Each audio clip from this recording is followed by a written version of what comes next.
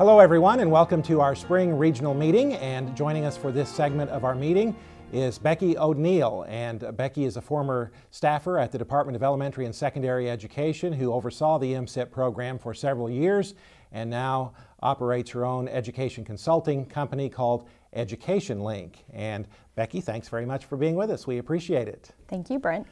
Becky, if you could summarize the differences between MSIP 4 and MSIP 5, what would they be? There are really four major areas of difference. The first being moving the resource and process standards to best practices documents and removing them from the rulemaking authority that guides those standards, which govern not only statutory requirements for school districts, but also things such as class size, counseling and librarian services, programs of studies, curriculum, professional development, and those kinds of things. Second, there is a significant emphasis on college readiness, which at first glance does not sound like a concern. We want our students to be prepared for college, but it's at the expense of career education. And we know that there is a lot of value to career education programs and preparing kids for both college and non-college careers. The third, there is a major increase in the number of student assessments for which districts will be held accountable. In fact, that number is more than double from the current realm of assessments districts are required to administer. And then finally, the removal of the 5-year MSIP process. In the past, historically, the concept behind having a 5-year process was not just the convenience of being able to cycle in reviews with 524 school districts over a 5-year process. It was so that districts could know the standards, know what was expected of them, and not have to constantly be trying to hit moving targets or adapt to a new process or standards. It really gave them time to actually effectively implement those standards. Becky, as you mentioned, there are some significant new assessments required under MSIP 5. What are those and what are their purpose? Well, the assessments that have been identified so far in MSIP 5 include early learning assessments in grades pre-K through 3. We don't really know what that looks like, but apparently that assessment is going to be piloted in the 12-13 school year and become operational in the 13-14 school year. There will be fine arts assessments in grades 3 through 5 and 6 through 9, physical education assessments in grades 3 through 5 and 6 through 9, and social studies assessments in grades 3 through 5 and 6 through 9. And that's actually once in each of those grade spans. At the high school, that's where the major impact of the assessments seems to be. Currently, all students take end-of-course assessments in Algebra 1, English 2, and Biology and American Government.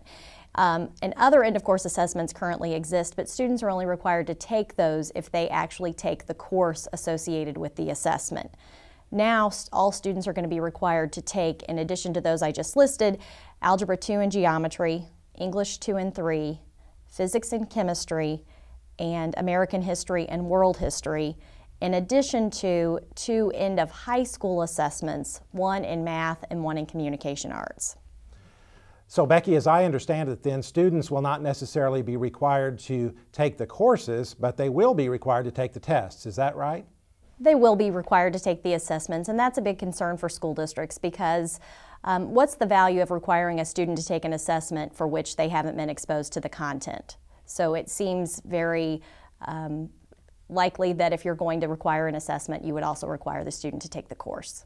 Becky, won't the new assessments in effect result in some significant changes in the high school curriculum?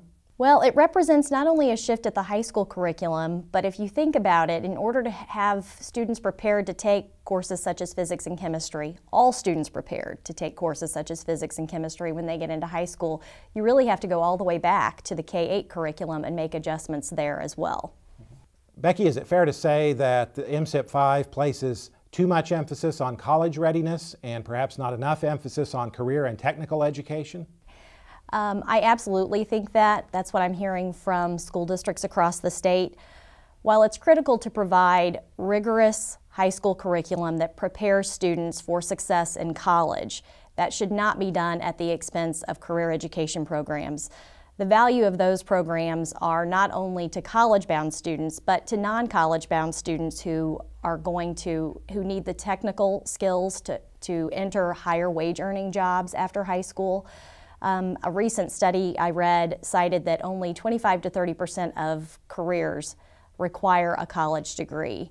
And it's also very well known that students who participate in career education programs, for example, at-risk students who participate in career education programs are less likely to drop out of high school than if they are exposed to a different type of curriculum.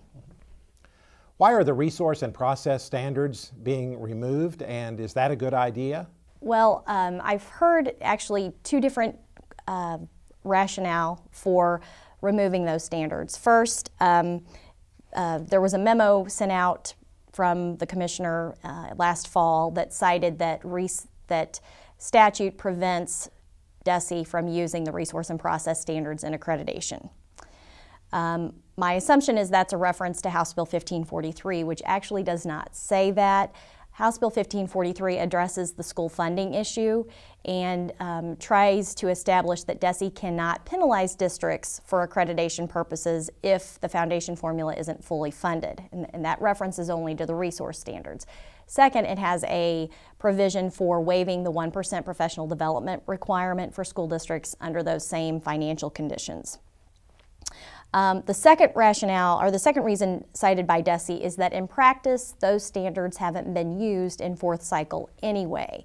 And essentially, what they're referring to is that when we transitioned from third cycle to fourth cycle MSIP, in third cycle, districts received points for performance, resource, and process standards. In fourth cycle, we took away the points associated with the resource and process standards and simply based the accreditation decision on performance only. In reality, there is a big difference between using standards in a punitive manner and using them for the way they're intended. Accountability is really supposed to be about school improvement.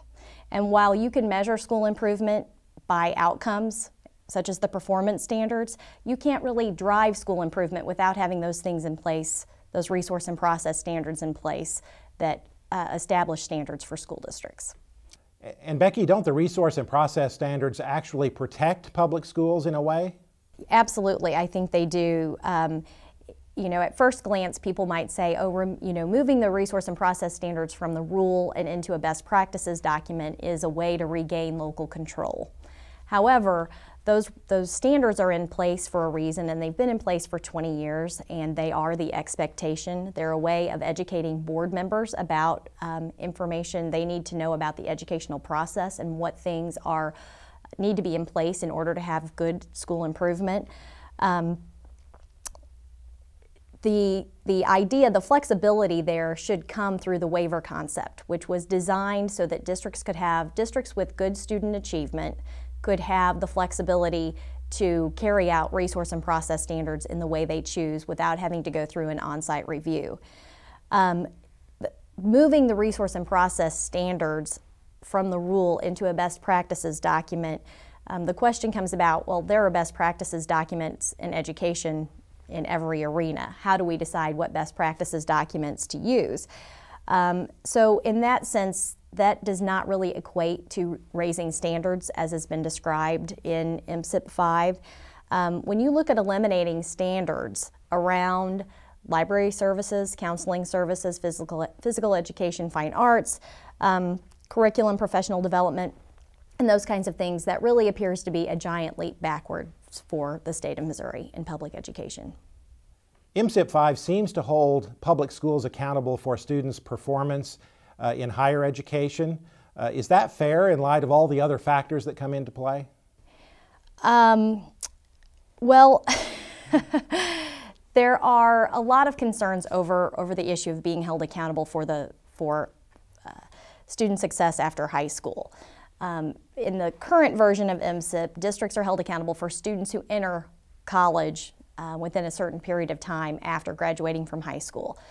The standards now do not include actual performance standards for holding districts accountable, but what they include are additional reporting measures that are going to be included on the APR.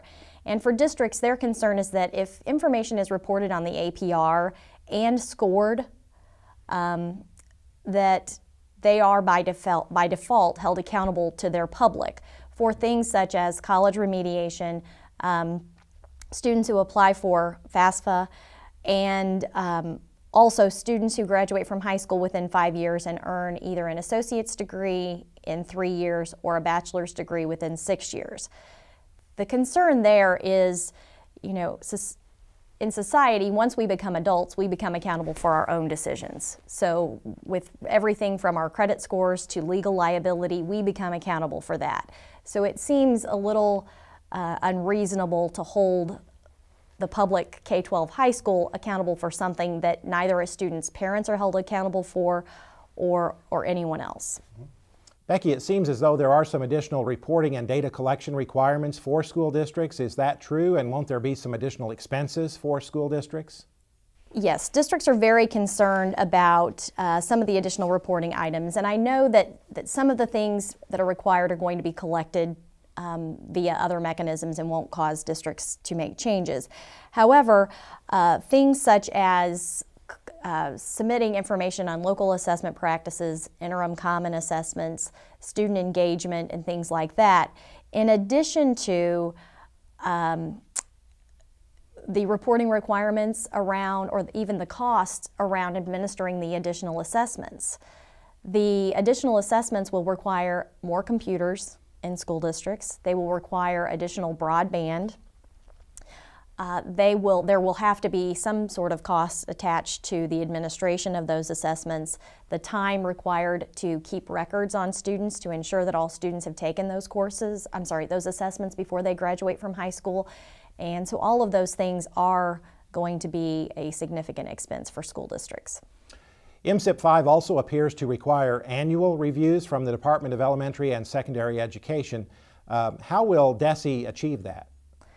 Well, I'm not sure what they mean exactly by annual reviews. If they're talking about some kind of desk audit review or actual on-site. To conduct on-site reviews every year would be somewhat unreasonable given the staff cuts and the limited number of staff on site at DESE. So I think that's an area that districts need more information about to understand that process and what it will look like. Mm-hmm. So Becky, with the withdrawal of the proposed MSIP 5 standards right now, doesn't that present our board members and administrators with the opportunity to not only suggest criticisms of the proposed MSIP 5 standards, but also to offer some positive alternatives? Yes, I think absolutely. Because the public comment period will still be in place starting from April 15th to May 14th, districts still, not only districts, all stakeholders across the state need to pay attention, read the current rules and standards, and submit not only their concerns regarding the standard, but any justification for having a concern, including research that's contradictory to either the standard or some area of the rule, specific implications for school districts, administrators, teachers, and most importantly, students, and also to use real-life examples when describing those so that people understand the real impact of some of these decisions. And another important concept is to not only cite concerns, but give suggestions or recommendations for alternatives to the area of concern. All right, Becky Odneal, thank you very much for being with us during our spring regional meeting. Thank you.